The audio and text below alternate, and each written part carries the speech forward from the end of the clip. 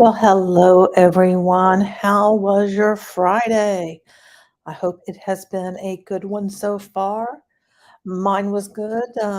Making some changes to some of the courses that I have been designing, and I did sneak in a little bit of Animal Crossing. Finished the script for Dagcoin. Have not had an opportunity to record it, much less edit the video or anything, but that will come, and I should hopefully have it out by the end of next week, giving myself some time and all of that. And if you did not see it, let me share it with you. Okay, this is my husband. He is a sommelier. He is a wine director, and today it is Friday Rosé. It is an event that happens every year, and he gets to wear the very pink bow tie and very pink suspenders. He is not a bow tie guy.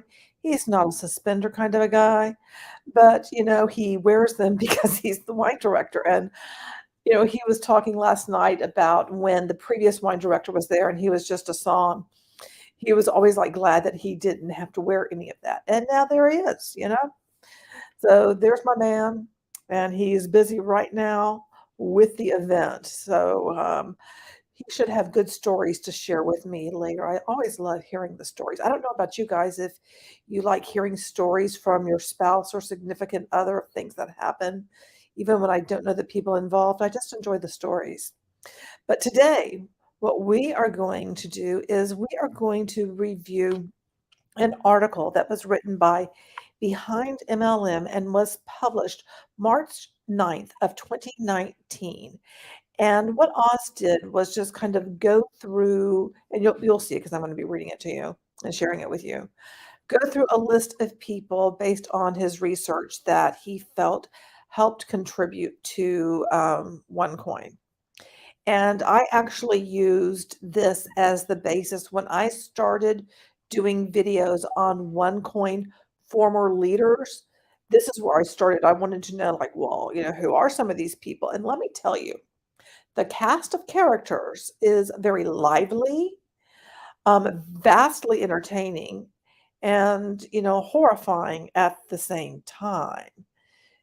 Just all of that. I'm so glad all of you guys are here. And just so you know, in terms of on passive, I did find another song. I mean, there's just so many damn songs that we have 28 songs, 28 songs. And something else, if you follow me with the on passive type stuff, as we go over this Ponzi wall of shame, I want you to kind of think in your own mind who would be included in that for on passive. Because, there's always multiple people that are involved in these scams and that perpetuate these scams. And I think a lot of the leaders that we have covered would be there, and definitely that guy that's was running around Dubai all over the place. Yeah, I think he definitely would be included in it. Anyway, without further ado, let me bring up that article because we don't have a song since it's not an on passive kind of a day.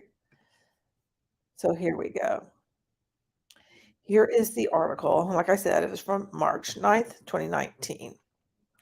So this has been a little while ago, and what I'm going to do is hopefully fill in some gaps of like some of the things that I know that may not be written in this article. And I would thank you, Muhammad. I couldn't think of his name.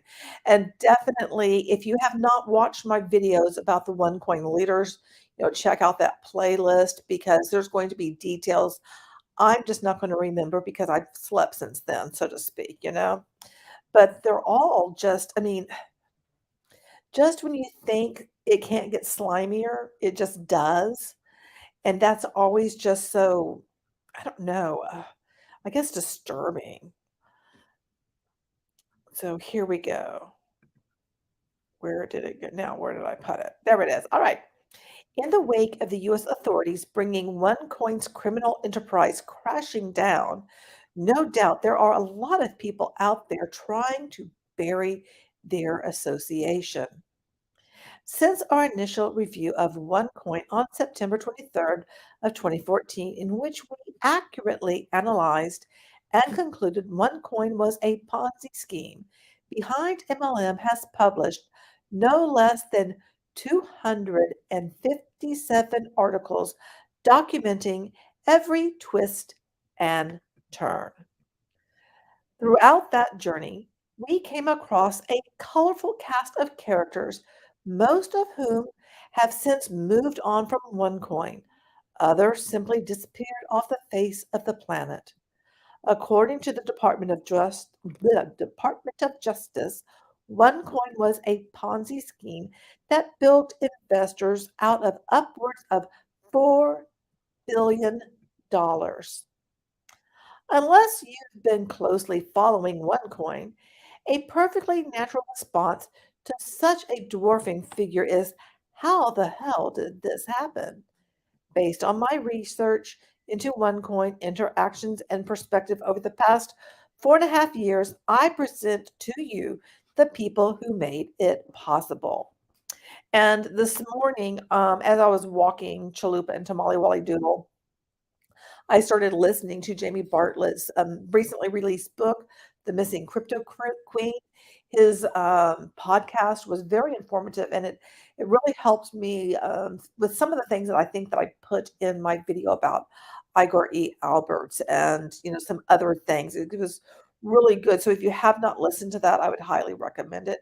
And if you have not gotten Jamie's book, I would highly recommend that as well, especially if you're interested in OneCoin, and also if you are just interested in Ponzi schemes and schemes in general and the people who are behind all of that. I find it vastly, vastly interesting. And I guess that's one reason why with On Passive I keep following it, is because I see it as so large and so many people involved.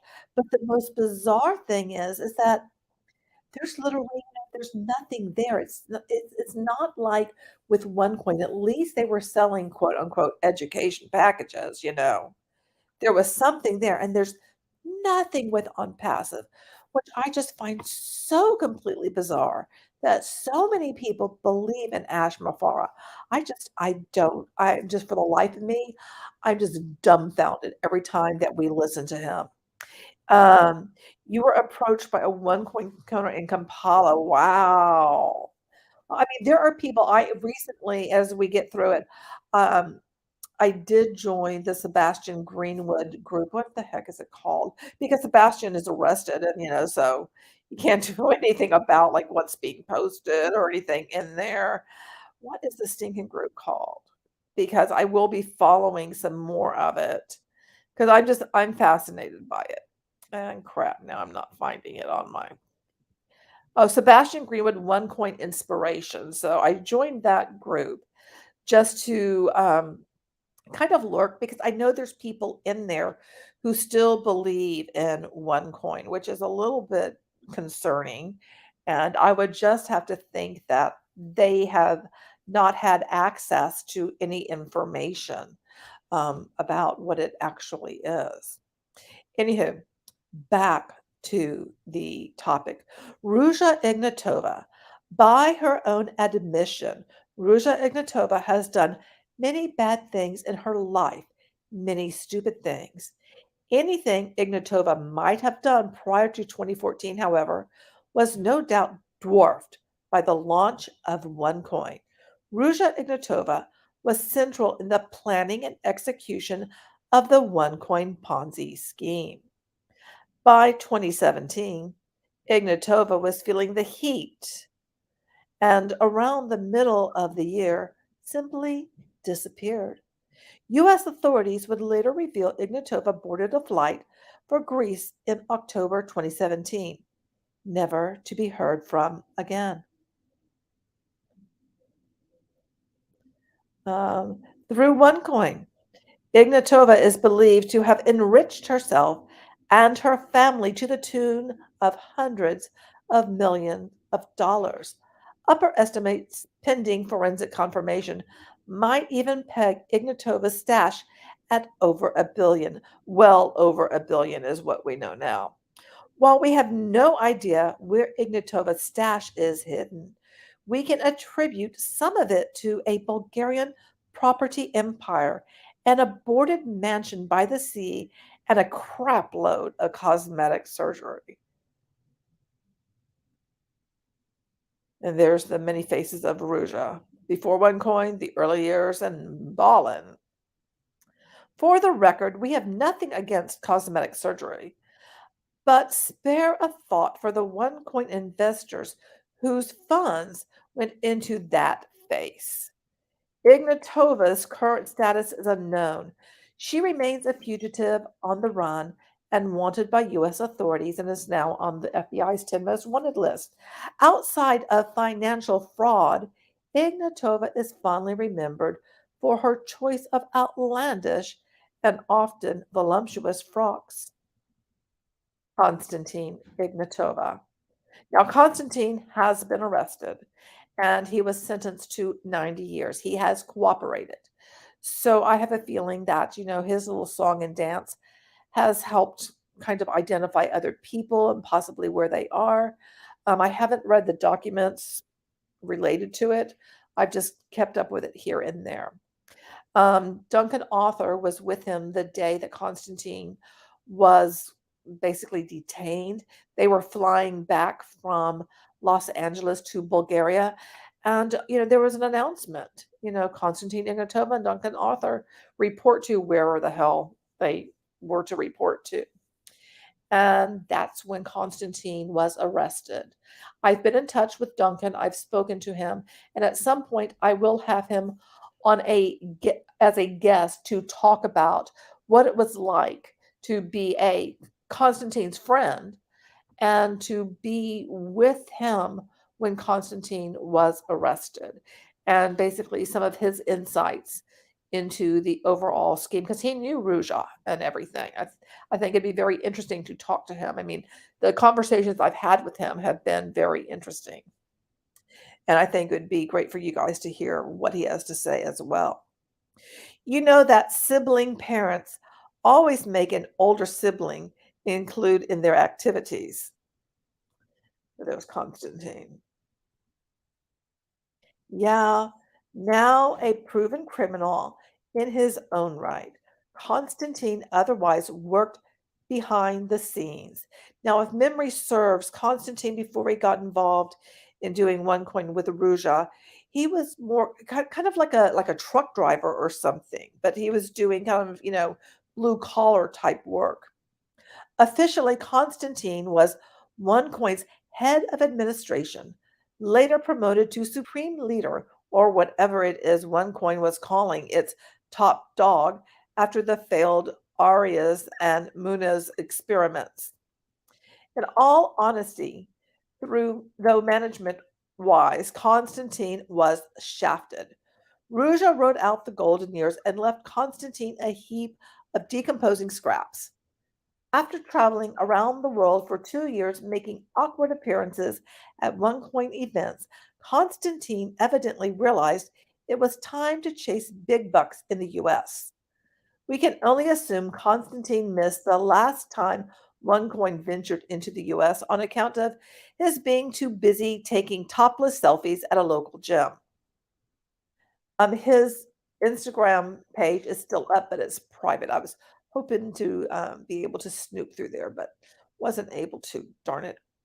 As part of his plans to reestablish OneCoin in the US, Constantine organized a promotional event in Las Vegas last week.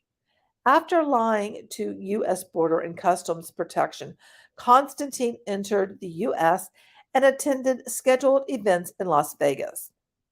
As Constantine prepared to leave the U.S.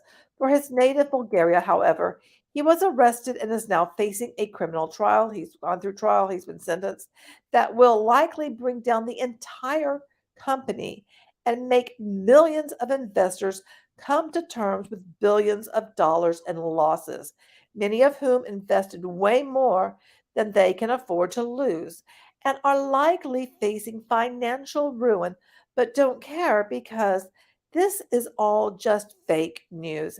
And OneCoin is totally going to launch deal sh- Deal Shaker version 69 tomorrow, and we're just a bunch of Bitcoin haters being paid by George Soros to prop up the archaic financial banking system 666. One coin turned the frogs gay. Do these Samsung Galaxy Buds make my butt look big?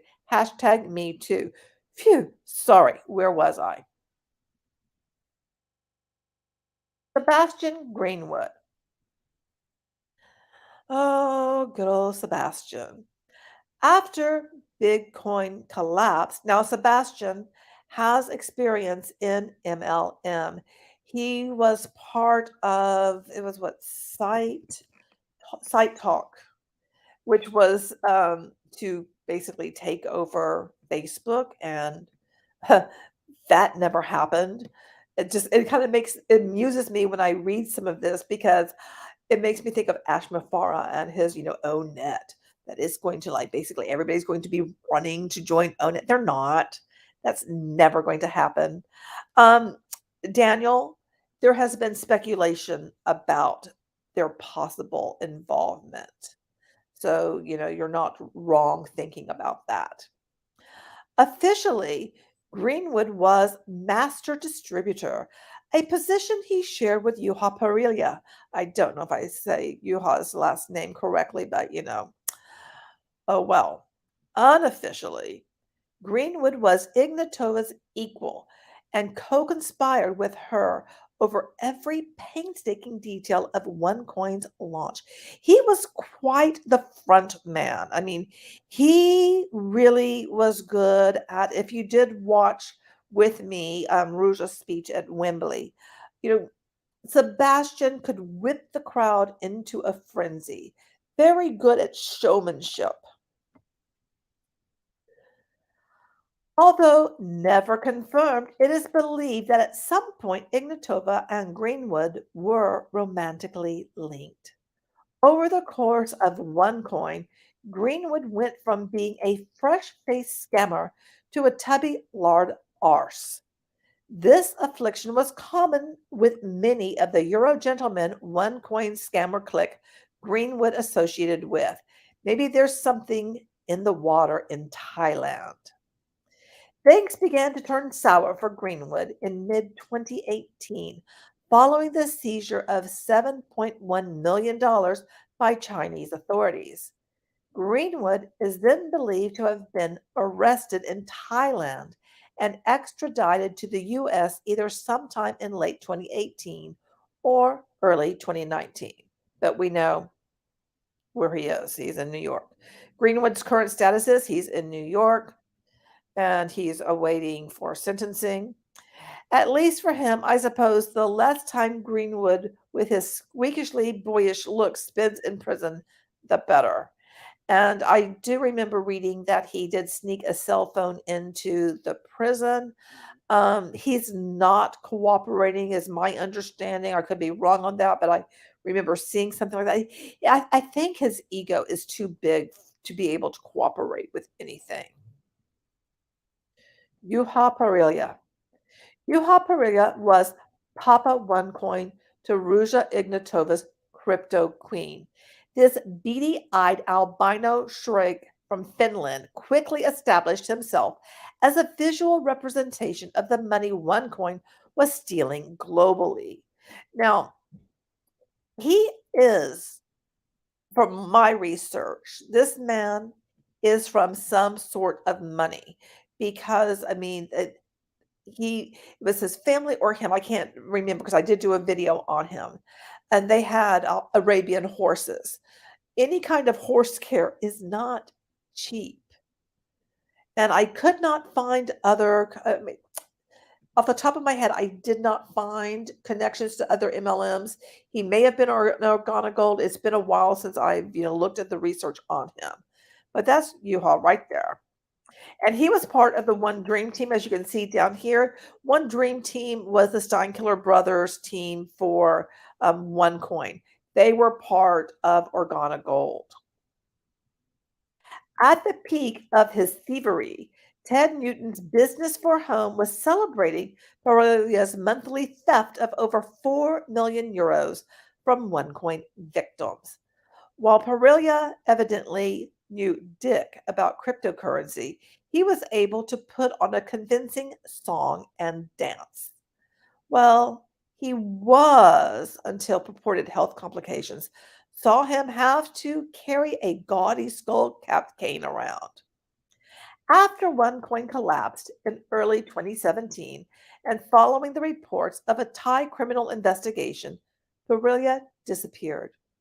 When he reemerged in December 2017, it was as the new owner of a girly bar in Cambodia. Over the past 13 months, Barolia has rebranded himself as a network marketing coach. His tacky OneCoin branded gold chain has since been rebranded with Solitis Global. And there you have it. Solitis Global is basically a continuation of OneCoin, with gold the vehicle used instead of cryptocurrency. Unlike OneCoin, in the 6 months so since it launched, Solitis Global has failed to gain traction, a common theme among the various OneCoin clones launched. Pereira is believed to spend the majority of his time in Asia.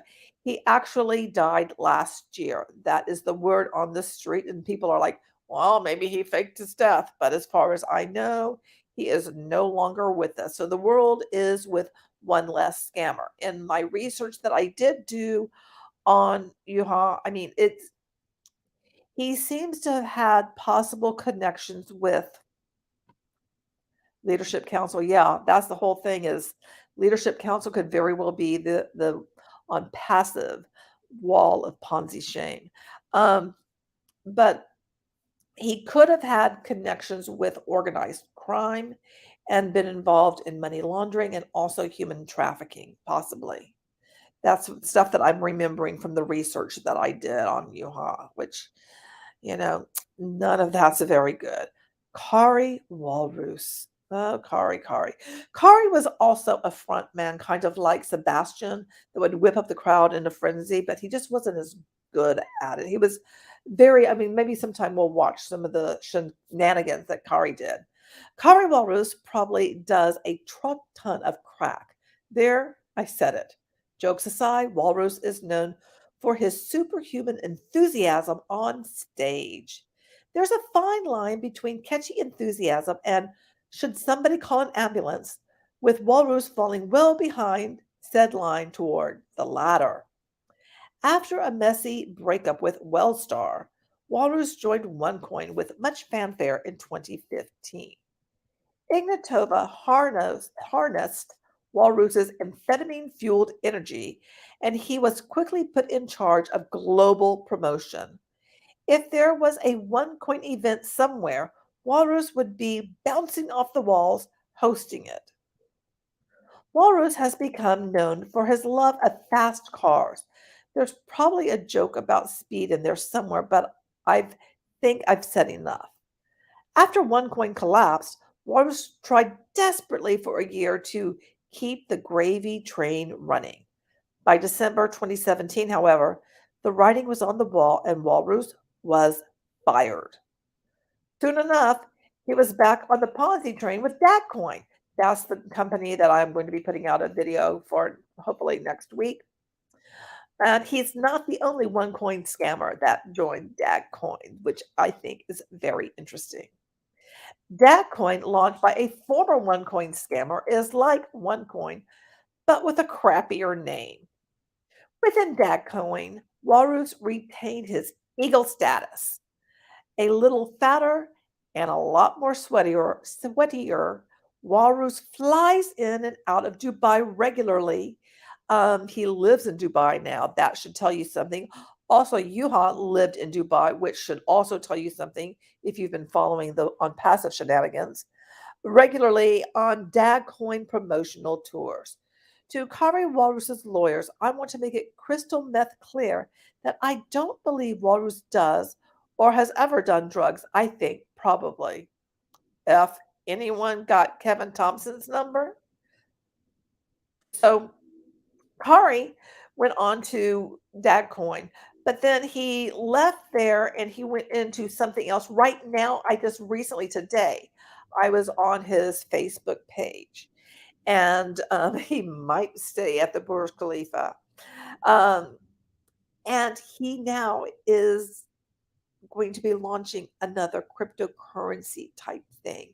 So I'll be checking on Kari from time to time to see if I can get more information because he's like kind of teasing things. And honestly, I can't believe anybody is, following him, especially after the OneCoin debacle. But what the hell do I know? Okay, Igor Alberts. It's Igor E. Alberts. If I've learned anything about Igor Alberts over the past 4.5 years, it's that he literally has a clown jumpsuit ready to go for any occasion. I mean, the man's outfits are absolutely outrageous. This is actually their wedding attire. I kid you not. The king and queen. And to the left of them, that's Ted Newton of Business for Home. I mean, Ted will take anyone's money and he will promote anyone as long as they pay him. That's all Business for Home is. It's just to prop up MLM scammers, Ponzi scammers, anybody involved in that world willing to pay for publication. Ted's your man. I swear to God, this hasn't been photoshopped. Nope, it's real. Being International Women's Day and all, I'd like to take this opportunity to shout out Albert's wife, Andrea Simbala. I don't know if Simbala is blind, has suffered some horrific trauma, is ignorant, or being held hostage, but her relationship to this magnificent beast of a man continues to puzzle. Now, what's interesting is before he was married to Andrea, he was married to this other woman, and her name is escaping me right now, also very beautiful. And this is when he was involved with Organic Gold. And Andrea was also part of Organic Gold, as was her brother Julian. But when she got involved with Igor, she got Julian to like come over with them to OneCoin, and now they're all over at Dagcoin. So there's like a little catch up of that. Anyway, Alberts competed with Perilia and Greenwood for the top OneCoin earner spot on Business for Home. Now, when you look on Business for Home of the top earners, he's right under Dexter Yeager. Dexter Yeager, who's no longer with us, he was the number one earner and he was with Amway. And he had like his own tool scam going on and everything. So right now in the world, Igor is the number one earner according to Business for Home, which of course, I mean, Ted is going to pump out any article about Andrea or about Igor or her brother Julian as long as he keeps getting paid. And Ted, and we'll get to Ted, he's on this list too. Ted was really was just pumping out stuff about OneCoin because why? He was being paid to do so. He's never quite got there, though, peaking at only $2.4 million a month in late 2017. That has since changed. Not too shabby considering nobody else was making money in OneCoin after January 2017 collapse. As with the rest of OneCoin's top brass, Alberts bailed by the end of the year. In a moment of rare clarity, Alberts lamented on the mistakes he'd made in OneCoin, but not the money he'd stolen. And we'll actually watch the video, maybe tomorrow, where he proclaims that he was a victim of OneCoin. No, dude, you're complicit in the whole thing. Let's be crystal clear on that. Alberts then hitched his wagon to Curry Walrus and joined Dadcoin. He's still over there. With Symbala popping out a kid every other year. No kidding. That woman is like, it's like every time you turn around, there's another kid. And he has got a brood of kids from other women already. Alberts continues life with seemingly not a care in the world. And that's in front of their house. What dreams may come. It gets under my skin. He and Symbala reside in the Netherlands in a house that looks like it belongs in a Michael Jackson documentary. To Igor Albert's lawyers, I want to make it known that I am in no way insinuating a comparison between Alberts and anything Michael Jackson may or may not have done. Okay, seriously, does anyone have a Kevin? No, I'm going to need to call in the big guns here. Yo, get me Jerry Nera on the phone. Um, so yeah, if there's anybody that I feel needs to be caught, it is definitely Igor. I want to see him go down almost as much as I want to see Ruja go down because he has stolen a lot of money from a lot of people and he's continuing to do it with Dagcoin as being their number one dude over there, which PS Dagcoin has arrived in the US. Frank Ricketts. There's not much to say about Frank Ricketts, mostly owing to him being a behind the scenes guy. After cashing out his site talk OPM gig for a Black Diamond OneCoin position, Ricketts was instrumental in helping set up OneCoin's money laundering network. After Walrus's ousting in late 2017, Ricketts had a brief stint in the spotlight. He soon developed stage fright, though, and once again retreated to the shadows. Sometime in 2018, Ricketts left OneCoin and disappeared altogether. I believe uh, him and there's this other guy, Frank Schneider and Frank Ricketts. They were both like really there helping with the whole money laundering type things. Um, I think Ricketts has been arrested. I may have that wrong. Okay. In August of 2018, Ricketts resurfaced as CEO of O Lives, yet another OneCoin Ponzi points clone. The O Lives website currently has an Alexa rank of 1.6 million and falling. Consequently, Frank Ricketts is laying low, very low. Given Ricketts probably worked closely with Mark Scott is an attorney. Well, he was an attorney. Mark Scott has been caught, and I can't remember if he's been sentenced or not.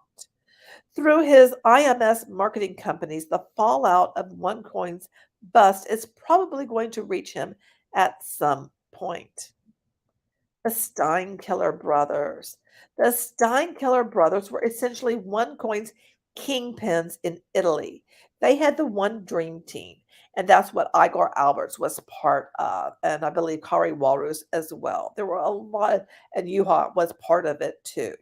And they originally were from Organic Gold. Before that, and I have a video on them as well.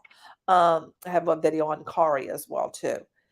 I want to say one of them, and I'm not going to remember which one off the top. Maybe it was Aaron. I can't recall, but I believe they were. It was either Herbalife or Amway that they were associated with. The eldest one was in his 20s. Through the brothers' one dream team downline, Ted Newton clocked the Steinkellers' OneCoin earnings at $2.5 million in mid 2017. And then they weren't likely having seen the writing on the wall after OneCoin's January 2017 collapse, the Steinkellers sensationally walked away from their golden goose income. 3 months later, Italian authorities banned OneCoin for being a pyramid scheme and fined it 2.5 million euros. The One Dream Team downline, meanwhile, was left in the not so capable hands of Stefan Lieback. How to describe Lieback? Well, he's sort of like Harry Walrus, but with only half the crack. God damn it, Oz. Anyway, within a few months, either Lieback had effed up the Steinkiller's one dream team or it collapsed. About a month ago, Lieback resurfaced to promote Cloud Horizon, some BS discount app pyramid scheme run by, wait for it, Frank Ricketts. Oh, just the way they go around. Frankie boy looking utterly defeated. There he is. My water. Ted Newton. I have a video on Teddy Boy also. Ted Newton and his business for home website were OneCoin's go to for online promotion. Without fail, anytime news of regulatory significance involving OneCoin broke, Trusty Ted would publish a new article about so and so now stealing this much from OneCoin investors. And you can see here we have right the names of the people involved. Lots of them, all these OneCoin people. Oh, so interesting. I really find the backstories of these people to be ever so entertaining. I don't know about you, but I just do. It's just like the twists and turns and how where they came from, who they knew, who they hooked up with. And when I say hooked up with, I mean hooked up with in doing scams. It was almost as if Newton had a queue of these articles ready to go at any given time. In addition to a cash per comment, Newton also personally featured in OneCoin promotional material. When Newton's attempts to bury factual coverage of OneCoin's problems failed, Behind MLM found itself the target of an ongoing campaign of vitriol. By 2018, however, as it had for everyone else, the OneCoin well ran dry for Newton. Either that or his continued support of OneCoin was starting to affect his cash for comment side hustle. He now is blatantly pushing Dadcoin Success Factory, where Igor is now. Whatever the reason, Newton's reporting of OneCoin took on a more critical tone. No more celebrations of blatant theft. Unfortunately, however, this didn't coincide with a change in attitude. To this day, Newton continues to assist in the promotion of OneCoin Ponzi clones. Yep, every day, all day, trying to quantify how much additional money was lost as a direct result of Newton's promotion of OneCoin is difficult. Every time Newton published a OneCoin fluff piece, within minutes, it was being pushed heavily on social media, oftentimes by OneCoin itself. The worst part of it, at least from my perspective, is that because Newton is out there obviously accepting some form of compensation for coverage, his readers think we're in on it too. If I had a dad coin for every time a OneCoin investor accused me of writing for Bitcoin, don't laugh, it happened, I'd have enough to start my own Ponzi poop coin with change. Ken Labine. I have not really looked into him, so I can't give you any more details. But I don't know. I mean, let me know if you think it'd be worth it for me to do more backstories on these OneCoin people I have not covered yet. The voice. No, seriously, the voice. So much what so was Ken Levine's natural speaking voice a problem that I can't remember which. He resorted to either digitally dropping it down an octave or forcing himself to speak lower. How do I know this? Because he told the world in one of his videos. But I digress. Who was Ken Levine? I forget which cartoon it was, but there's that one with the recurring old lady and Yappy Chihuahua punchline Looney Tunes. If you've seen it, you know which one I'm talking about. That pretty much sums up Ken Labine. Labine practically stalked behind MLM's coverage for months. That's funny.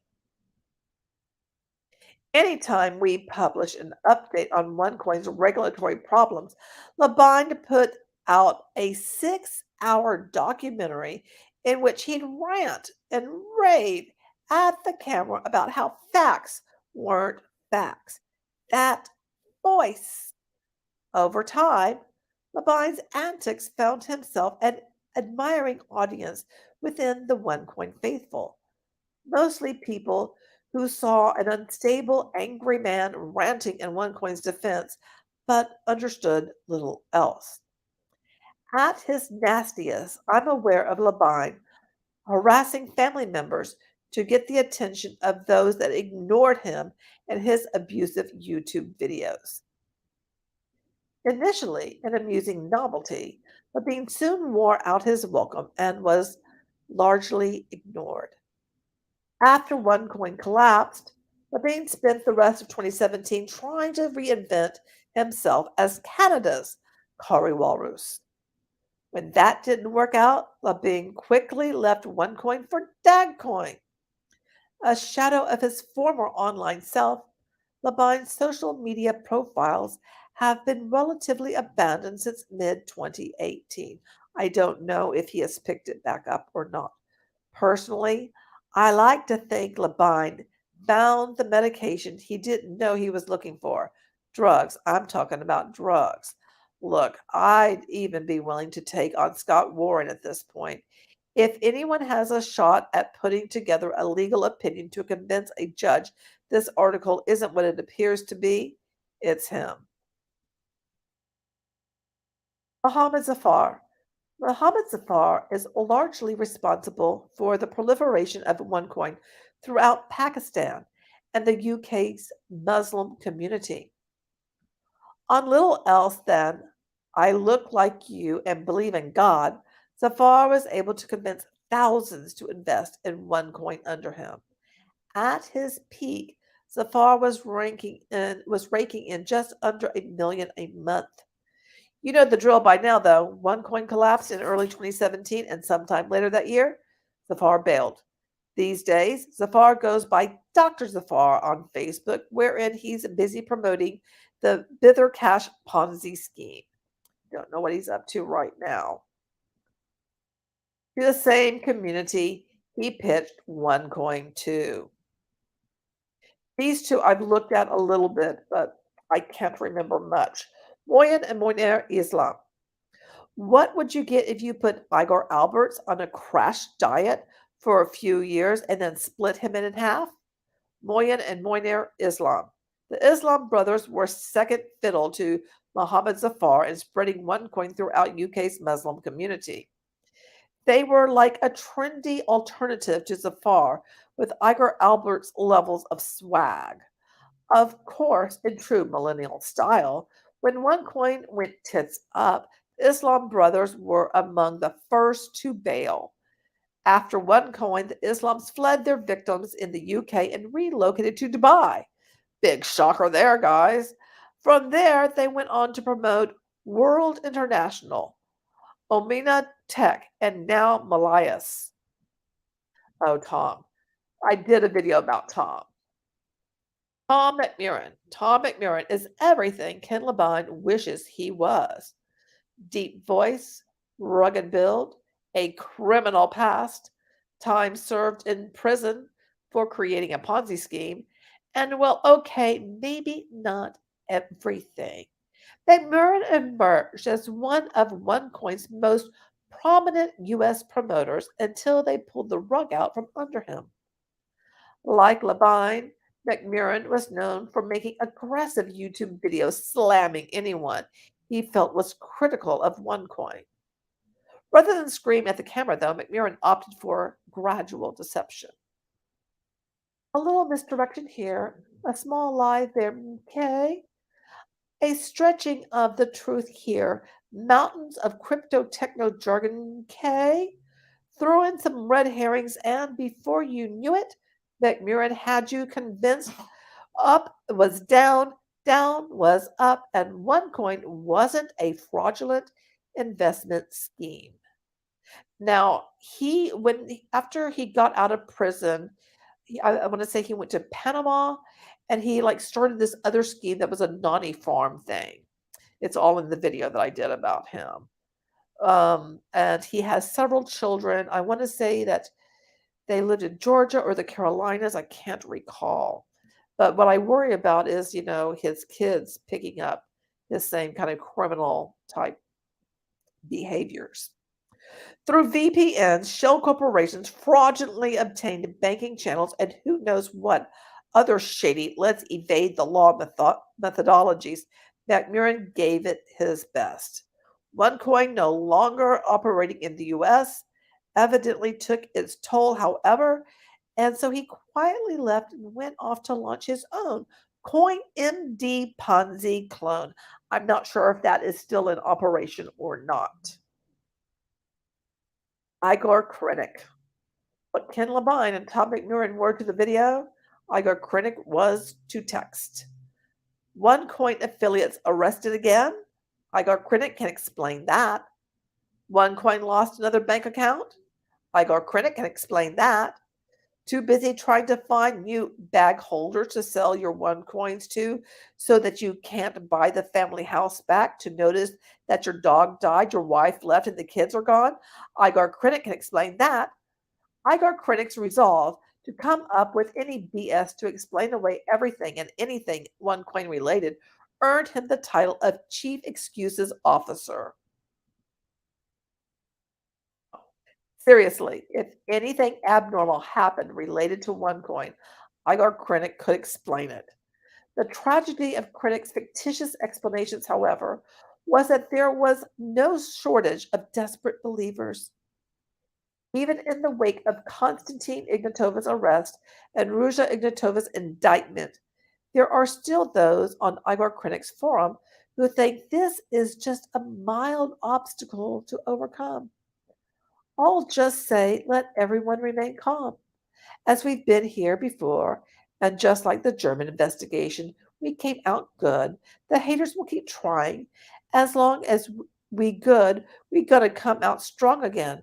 Only problem, another couple of months delays. Having a real blockchain was already proven by the German investigators. USA authorities have been watching OneCoin for a long time now. I can't imagine Constantine would be dumb enough to come to the USA if he is actually doing something illegal. I hope for my sake and everyone else we come out with a winner here. My mother's future depends on this. We definitely put money into packages we could not afford to lose. What's required now is an urgent official news from company to clear things up and counter all allegations with facts. On the plus side of Krennic's forum was fascinating collective of some of the world's most gullible idiots. Thanks for the many laughs, guys. And see, that's the thing that I think about also with On Passive is that, the founders will just come out and, try to explain away everything and just keep accepting the BS that Mufara puts out there and his, really not saying anything but boy talking a hell of a lot. They're just always just waiting as there are delays. There's no products, and they just are willing to sit there and twiddle their thumbs and attend a bazillion webinars. Pierre Arns and Pablo Munez, which I don't think I've looked into them yet. In an attempt to buy legitimacy, Pierre Arns and Pablo Munez below were OneCoin's first and last external hires. By that I mean they were recruited from outside the MLM underbelly for the sole purpose of lending OneCoin legal street cred. Again, don't laugh. It happened twice. In both instances, the promotional hype behind both hires lasted longer than Arns's and Munez's actual tenures. In fact, I can categorically state that both came and went from OneCoin in less time than it's taken you to read this far down. Pablo Munez was announced as CEO in late 2016. After featuring in a One Life promotional videos, Munez was never heard from again. He was listed as a confirmed speaker at OneCoin's mid-2017 Macau event but failed to make an appearance. Before the dust settled from Munez's hasty departure, Pierre Arns was announced as OneCoin's new CEO. Same story. A video here, a video there. And by October 2017, Arns was also out. No explanation has been provided for either CEO's disappearance. Seriously, neither has been seen or heard from since the respective OneCoin stints. On that note, I feel compelled to requote an excerpt from one of the Department of Justice's subpoenaed emails. Upon receiving lip from OneCoin affiliates regarding OneCoin's actual value, Konstantin Ignatova warned, If I see something like this again, I will cut the person's head off publicly. You know my sister, what happened when somebody messed up what she did.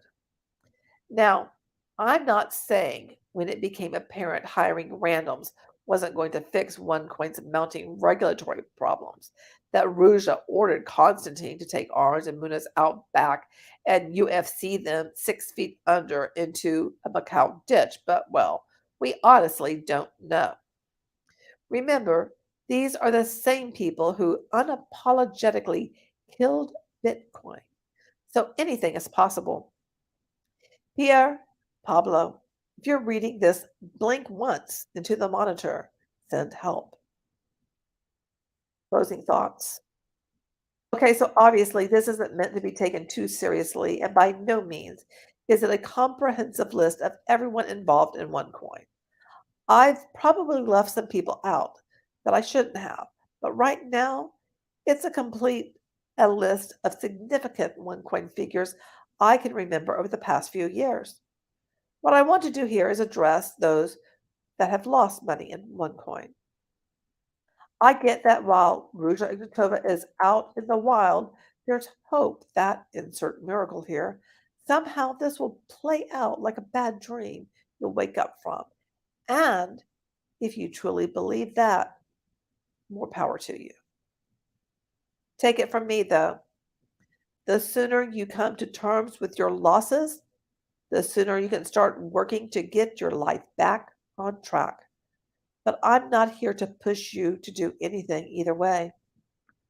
What I want to close with is acknowledgement that you've been lied to. You are lied to about OneCoin every step of the way. Just change OneCoin and insert on passive. Everything you were told the business was doing at any given time was a lie.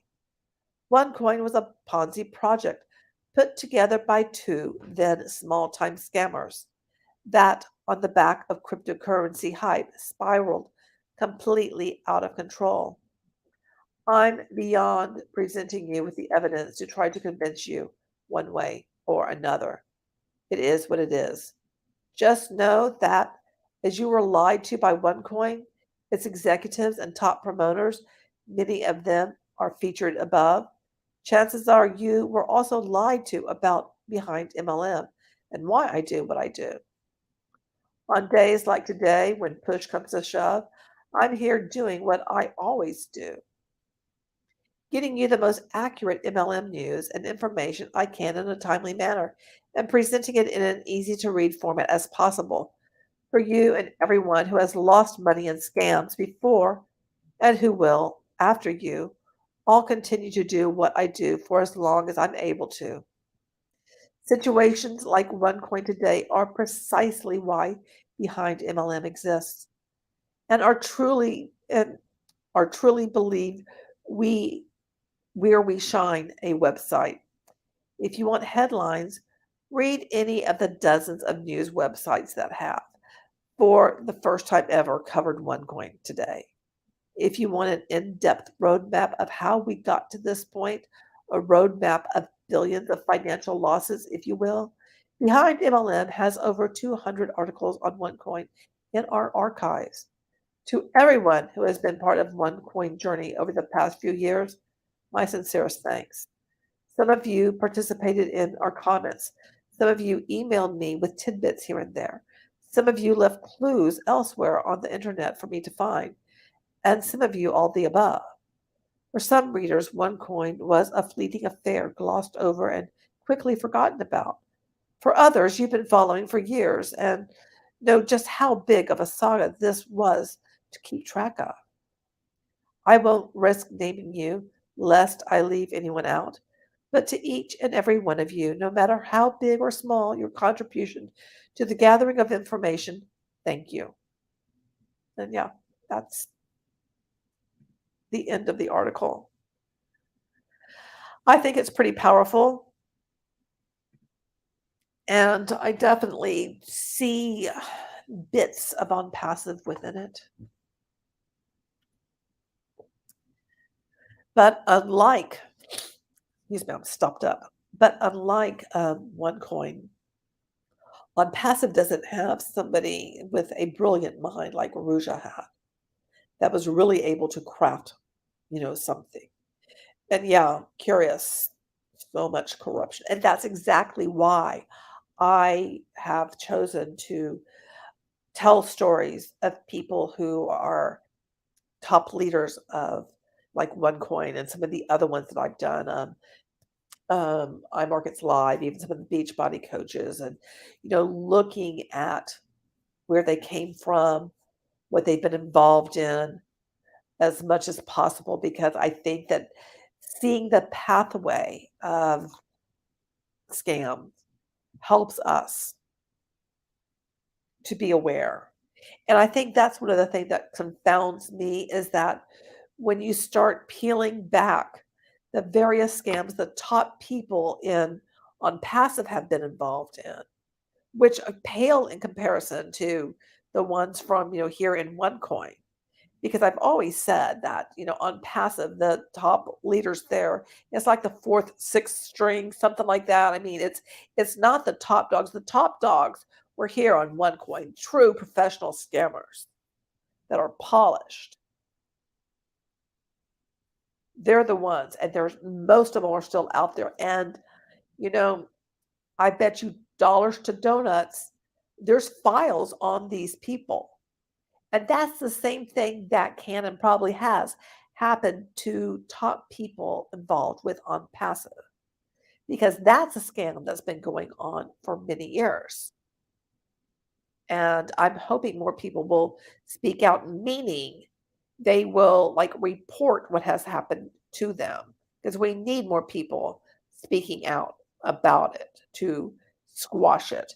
I mean, it took a long time for them to like catch up with different things about OneCoin.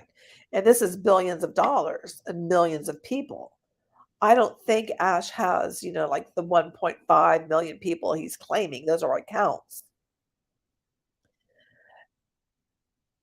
And yes, curious, you are so very right. And for each scam, there are dozens or hundreds or thousands of people willing to believe the hype.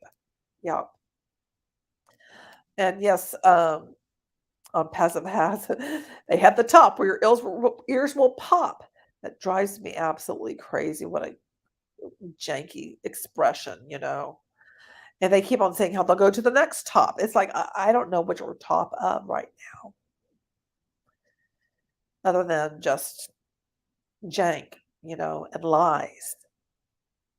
But just like what Oz said in this about how that the people involved in OneCoin, the people who believed in it, they were lied to every step of the way. That's exactly what Mufara has been doing, is lying repeatedly. And they're just sitting there with a bowl, putting sugar on top of it and eating it all up. And that is frustrating. And I'm hoping some of these people wake up. I mean, especially now when allegedly that products are supposed to come out by the end of August. I'm not very hopeful that anything will. And then 12 more. I mean, 12 total, I'm sorry, by September. Again, I'm not holding my breath on any of that. Stacking the cool, it's more like stacking the lies.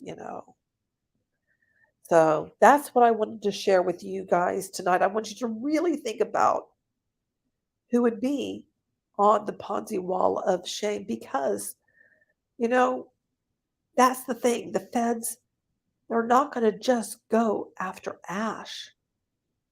They'll go after the other people, the top people that were producing video after video after video, webinar after webinar after webinar, that were his right hand, left hand. They'll have a file on them. And somebody involved in all of that, there will be cracks and somebody will be willing to speak. That's in general what happens.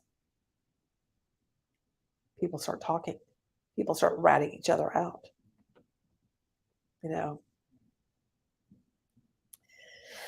And so I hope you have a wonderful rest of your evening. Thank you very much for being here. Thank you, those of you who participated in the chat.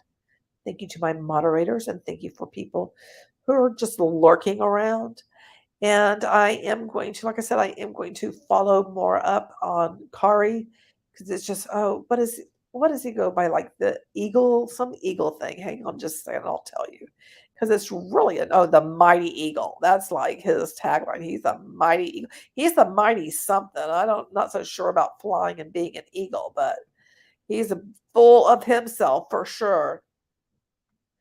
As someone here said, the products will be above market value by the end of September, but not released because now there will be other new features Ash will come with. Yeah, absolutely. I agree because there's always going to be more that gotta work on can't release because it's not perfect.